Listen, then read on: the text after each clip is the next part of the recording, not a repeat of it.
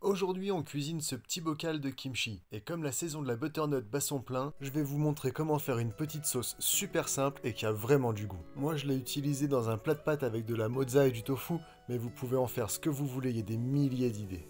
Allez c'est parti. Alors, pour faire une bonne sauce butternut, il vous faut une bonne butternut, c'est ça. On s'en coupe un bon morceau, on la quadrille pour que les saveurs s'imprègnent bien, du poivre, de la muscade, du piment d'Espelette et un filet d'huile d'olive.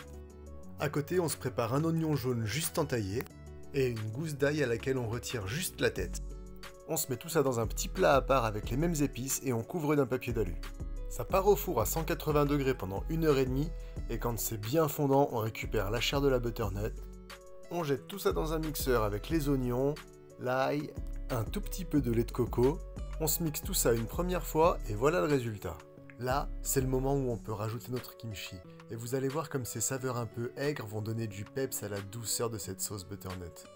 Et on le rajoute après cuisson, comme ça on garde le côté probiotique.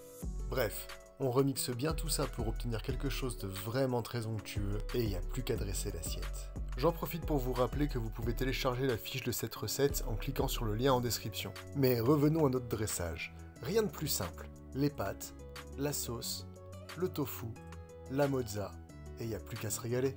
Le kimchi apporte juste ce qu'il faut d'originalité dans cette recette hyper réconfortante pour rentrer dans l'hiver. Encore un repas sain, équilibré et boosté par les super pouvoirs de la lacto. Bon appétit!